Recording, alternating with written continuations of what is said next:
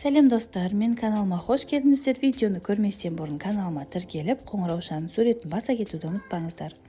Каналымның дамуына өз үлестеріңізді қоса кетулеріңізді сұраймын. Видео барысында сіздер бауырды май басу, бұл патологияның қаупі неде? Майлы бауырды қалай емдеуге болады? Тамақтану негіздері және де не жеуге тыйым салынғаны туралы білетін боласыздар. Майлы гепатоз бұл ұзақ уақыт бойы толық симптомсыз болуы мүмкін өте жасырын патология болып табылады.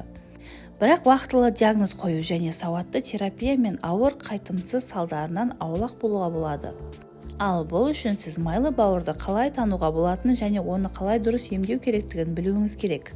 Ең алдымен бұл аурудың қандай ауру екенін біліп алғаныңыз жөн. Біздің бауыр өзінің қалпына келтіру қабілеті бар бірегей орган болып табылады. Осының арқасында ол жоғарғы жүктеме кезінде де ұзақ уақыт жұмыс істей алады. Өкінішке орай адамдар бауырды үнемі шамадан тыс жүктемей отырып, бұл қасиеттерді жиі теріс пайдаланады. Нәтижесінде орган қалпына келтіру қабілетін жоғалтады. Бауыр құрылымындағы қауіпті аномальды өзгерістер бірте-бірте пайда болады. Мұндай өзгерістердің ерте кезеңі жиі майлы гепатоз болып табылады. Ол қандай? Майлы гепатоз ол сондай-ақ алкогольсіз майлы бауыр ауруы деп аталады. Дене салмағының 5%-дан астамы майдан тұратын патология. Бұл ауру бауырдағы метаболикалық процестердің бұзылуымен байланысты. Бұл патологиямен органның қалыпты жасушалары май алмасуының өнімдерімен баяу толтырылады.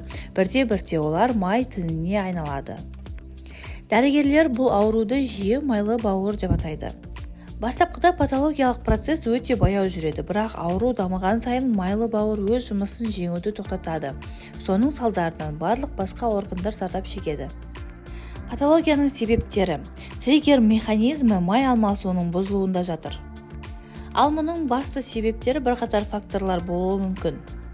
Олардың ең бастысы дұрыс емес теңгерімсіз диета. Онда адам денені консерванттар, майлар және әртүрлі тағамдық қоспалардың шамадан тыс мөлшерімен үнемі жүктейді. Бұл артық тамақтанудың салдарынан артық салмақ, ал кейбір жағдайларда семіздік пайда болады.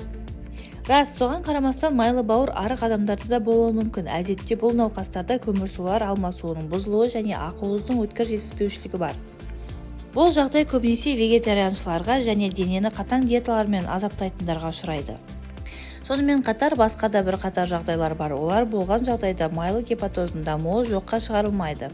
Келесі факторлар ауруды қоздыруы мүмкін: алкогольді, есірткіні теріс пайдалану, артық салмақ, қант диабетіндегі метаболикалық процестердің бұзылуы, бауыр ферменттерінің көлемінің жоғарылауы, кейбір вирустар мысалы С және Б гепатиті. Мочевина және майдың тотығу циклдеріндегі ауытқулармен байланысты тұқым қуалайтын патологиялар. Артериялық гипертензия, атеросклероз, улы заттармен мысалы пестицидтермен, өнеркәсіптік ерітінділермен, бензинмен ұзақ уақыт байланыста болу. Сонымен қатар науқас қант диабетін дамытады және қандағы липидтердің мөлшерін арттырады. Сондай-ақ жүрек қан тамырлары ақауларының қаупін айтарлықтай арттырады екен. Алкогольді үнемі асыра пайдаланатын, гормондар немесе антибиотиктерді ұзақ уақыт қабылдаған адамдар, сондай-ақ зиянды өндірістерде жұмыс істейтін адамдар, мысалы химиктер, суретшілер, кеншілер мен металлургтер майлы гепатоздың құрбаны болуы ықтималдығы жоғары. Жылдам тағамдар мен көшедегі фастфудтарды ұнататындар аурудың даму қаупі жоғары, өйткені мұндай тағамдар бауырды шамадан тыс жүктейтін барлық қоспалардың көп мөлшері бар. Тәуекелге отырықшы өмір салтын жүргізетін адамдар да жатады. Мұның бәрі үнемі отыратын адамның органдары сұйықтықтың тоқырауында пайда болады. Бұл құбылыс өз кезегінде бауыр мен бүкіл денені уландыратын патогендік микрофлораның дамуын тудырады. Неліктен патология қауіпті? Майлы бауырдың емдеу дер кезінде басталмаса, аурудың белгілері дамиды және ақырында циррозға айналады. Соңғы 30 жылда дәл осы патология көбінесе цирроздың дамуына және трансплантация қажеттілігіне әкеледі. Көптеген жылдар бойы майлы гепатоз қауіпті ауру емес деп саналады. Бірақ уақыт өте келе бұл патологиямен жүрек қан тамырлары ақауларының және қант диабетінің басталу қаупі айтарлықтай өсетіні белгілі болды. Майлы бауырдың таралуы шамамен 20-25% құрайды, ал артық салмағы бар адамдар арасында шамамен 90% құрайды екен. Ауру көбінесе 40-60 жаста пайда болады. Әйелдер арасында бұл әлде қайда жиі кездеседі екен. Майлы бауыр ауруының белгілері. Бұл патологияны емдеу көбінесе бір қарапайым себеппен кешіктіріледі, ауру симптомсыз болғандықтан. әсіресе бастапқы кезеңге келгенде. Бірақ уақыт өте келе майлы гепатоздың түрі бойынша бауырдың өзгеру әлі де өзін сатады және адам аурудың кейбір белгілерін аша бастайды. Әдетте пациенттер оң жақ гипохондрияда ыңғайсыздық, бауырдың ұлғаюы, оның қалыптан тыс шығуы, ауыздағы ащы иіс, жүрек айнуы сәйкес аймақта ауырлық сезімдерінің пайда болуына шағымданады. Ультрадыбыстық зерттеу кезінде нақты өзгерістерді анықтауға болады. Ультрадыбыстық бауырдың майлы түрі бойынша диффузды өзгерістерін анықтаудың негізгі әдісі болып саналады. Бұл органның мөлшерін ғана емес, оның құрылымын да бағалауға мүмкіндік береді екен. Бірақ ультрадыбыстық тексеру майлы тіннің болуын көрсетеді, егер ол бауырдың 30%-дан астамын алып жатса ғана. Майлы бауырды қалай емдеуге болады? Іс жүзінде гепатозды емдеуден күресу қиын, бірақ бұл қажет. Майлы бауырды емдеу зақымдалған органның артық липидтерді кетіруге және метаболикалық процестерді тұрақтандыруға бағытталған. Бұл толық қалпына келтірудің жалғыз жолы. Майлы бауырдың себебі қандай болса да емдеу науқастың өмір салтын өзгертуден басталуы керек. Гепатозды емдеу кезінде қажет салмақты азайту, артық фунттан құтылу, күнделікті мәзірде майлы және қуырылған тағамдарды, газдалған сусындар мен алкогольді алып тастаңыз. Жүйелі түрде жаттығу жасаңыз, тағайындалған дәрі-дәрмектерді қабылдаңыз, теңгерімді салауатты диетаға толығымен ауысыңыз. Майлы бауырды емдеуге эндокринологтар мен гепатологтар қатысады. Бірінші маман патологияның бастапқы себептері мен жоюмен айналысады, ал екіншісі олардың әсер ету салдарын анықтайды. Егер сізге диагноз қойылған болса, бас тартпаңыз. Уақытылы терапия мен сауатты араласу мұндай жасырын аурудың болжамын жақсартады.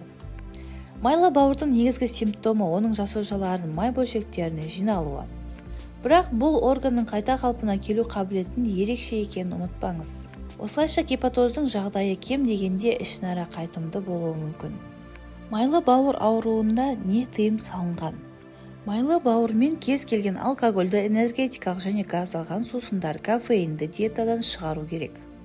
Сонымен қатар шұжықтар және асталған ет, консервіленген тағамдар, ащы, майлы және қуырылған тағамдар, майлы ет және балық, ішімдік, саңырауқұлақтар, ыстық дәмдеуіштер мен шөптерге үзілді-кесілді тыйым салынған.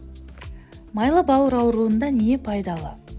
Өсімдік талшықтарына, жаңа піскен және қайнатылған көкөністерге, көкөністерден жасалған бұқтырылған тағамдар мен салаттарға бай, мүмкіндігінше көп тағамдарды жеу ұсынылады. Бауыр ауруларына арналған емдік диета: қияр, қырыққабат, асқабақ, сәбіз, цукини қызылшасыз болмайды.